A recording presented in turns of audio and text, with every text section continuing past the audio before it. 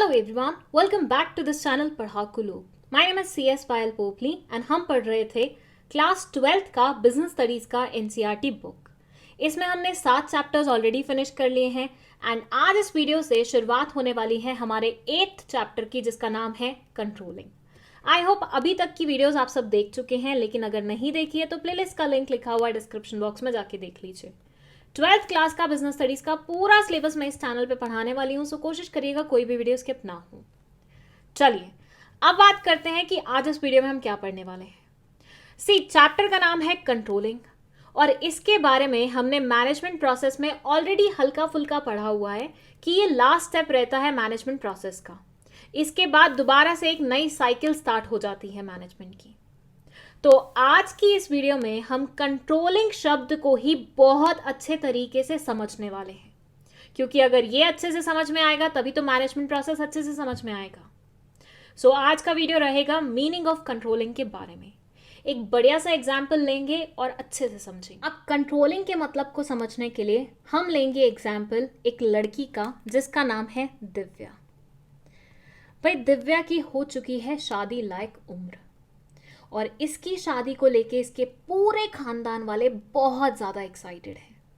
छोटे से छोटे बच्चे से लेके बड़े से बड़ा इंसान बहुत ज़्यादा ही खुश है. क्यों? क्योंकि ये नेक्स्ट जनरेशन की पहली शादी होने वाली है और घर की पहली शादी तो ऑब्वियसली सबसे स्पेशल होती ही है. अब स्पेशल है शादी तो ऑब्वियसली उसकी तैयारी भी स्पेशल होगी. तो हर इंसान ने अपने अपने लेवल पे कर रखी है प्लानिंग. इन सब ने मिलके बनाई है एक प्रॉपर डायरी जिसमें ये हर एक चीज लिखते रहते हैं कि कैसे क्या होगा, कब होगा, कहाँ से आएगा, कैसे इसकी बुकिंग करनी है, कितना एडवांस आएगा, हर एक चीज. एंड बजट भी प्रिपेयर किया हुआ है.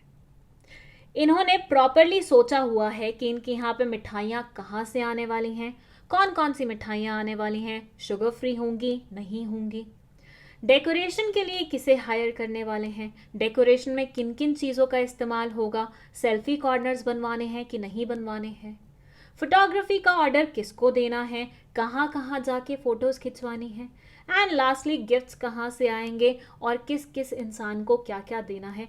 ये सारी चीज़ें ऑलरेडी इस डायरी में लिखी जा चुकी हैं. मतलब समझ रहे हो कितनी हाई फाई लेवल की प्लानिंग हो रखी है यहाँ पे. लेकिन अब क्वेश्चन यहाँ पे ये आके खड़ा होता है कि ये सारी चीजें लिख देने से ही क्या सारा काम खत्म हो जाएगा. मतलब ऐसे सोचिए, एक बच्चे ने सोच लिया है कि मुझे बोर्ड्स में 95% लाना है, ऐसे ऐसे पढ़ाई करनी है, ये टाइम टेबल फॉलो करना है, इस टीचर के पास जाना है. तो क्या इसके वाकई में 95% आ जाएंगे? ऑब्वियसली नहीं.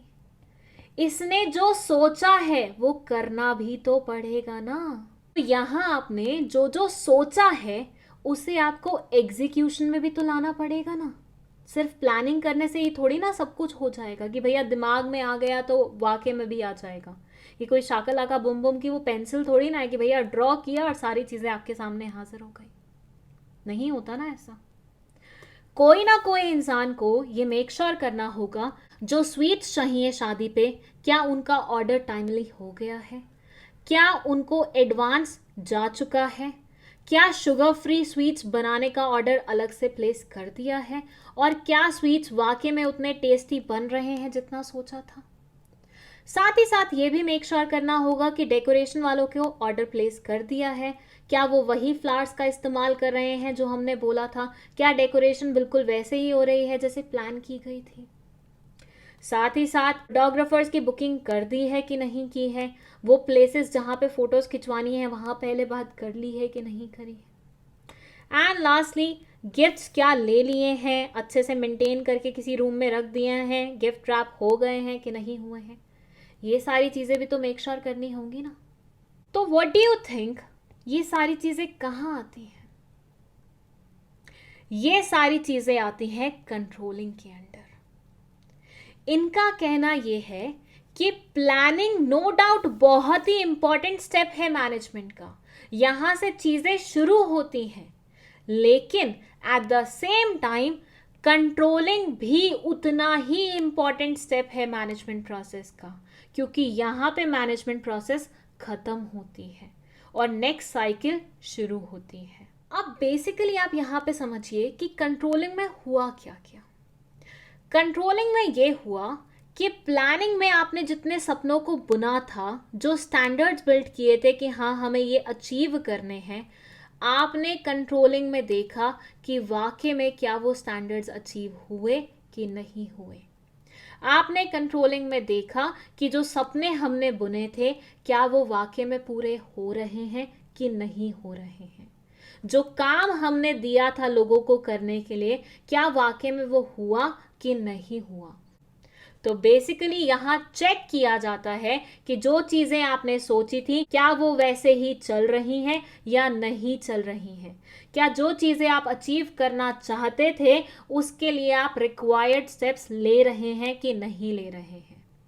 यहाँ पूरी फैमिली का सपना क्या था कि इनकी शादी, दिव्या जी की शादी को ब्लॉकबस्टर बनाना है।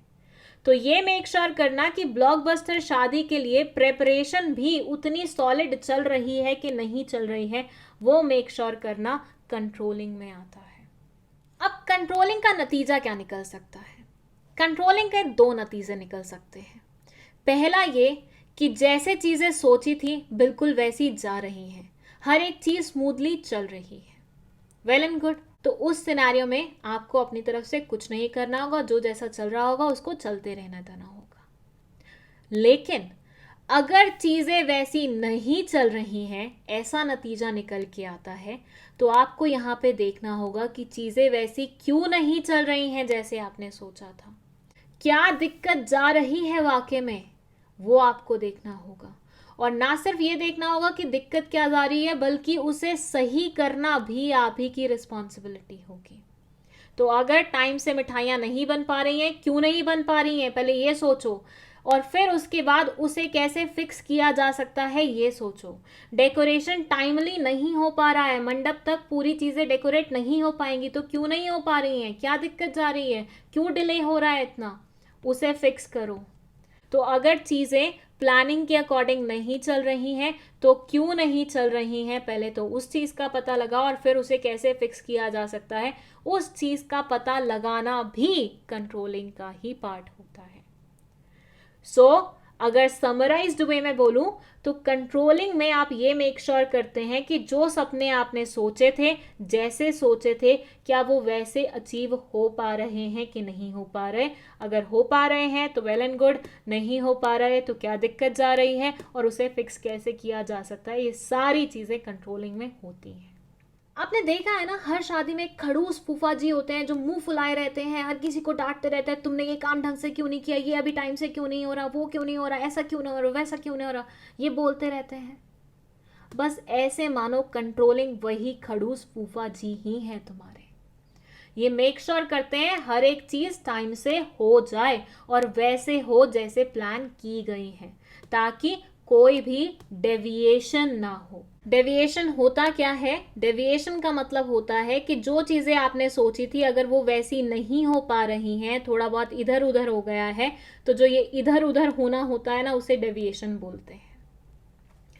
कंट्रोलिंग के बारे में आपकी बुक में लिखा हुआ है, controlling means ensuring that activities in an organization are performed as per plans। जो plans में आपने एक्टिविटी सोची थी वो वैसे के वैसे पूरी हो पा रही हैं कि नहीं हो पा रही हैं, वो इंश्योर करना कंट्रोलिंग का पार्ट होता है।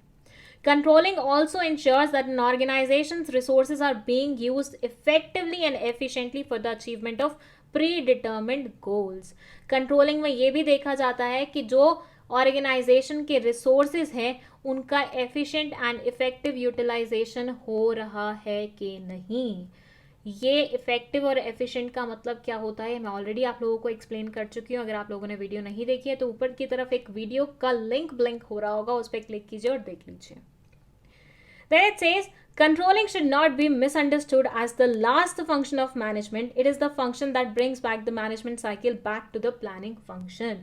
ऐसा आपको बिल्कुल भी नहीं सोचना चाहिए कि ये लास्ट फंक्शन है मैनेजमेंट प्रोसेस का, क्योंकि इसके बाद दोबारा से मैनेजमेंट की नई साइकिल शुरू होती है।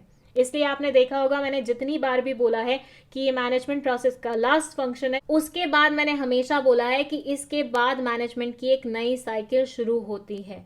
जैसे कि हम सबको पता ही है, मैनेजमेंट एक नेवर एंडिंग प्रोसेस है। तो एक साइकिल खत्म होगी, दूसरी शुरू होगी, दूसरी खत्म होगी, तीसरी शुरू होगी। तो कंट्रोलिंग से नेक्स्ट साइकिल स्टार्ट होती है। आई होप आपको कंट्रोलिंग का मतलब तो बहुत अच्छे तरीके से पता चल गया होगा इसके बाद। अगर फिर भी कोई डाउट है, आप कमेंट सेक्शन में बहुत आराम से लिख सकते हैं, खुल के लिख सकते हैं, किसी से डरने की कोई ज़रूरत नहीं है। वीडियो पसंद आई है तो लाइक का बटन दबा दीजिएगा, इसे अपने दोस्तों के साथ शेयर कर लीजिएगा और चैनल को भी सब्सक्राइब करते हुए जाइएगा। नेक्स्ट वीडियो में हम कंट्रोलिंग के इंपॉर्टेंस के बारे में पढ़ने वाले हैं, so stay tuned. And 12th class के नोट्स चाहिए तो उसके लिए आप व्हाट्सएप इंक्वायरी कर सकते हैं। नोट्स पेड रहने वाले हैं, पहले से बता दूं। And that's it. Thank you so much for watching this video.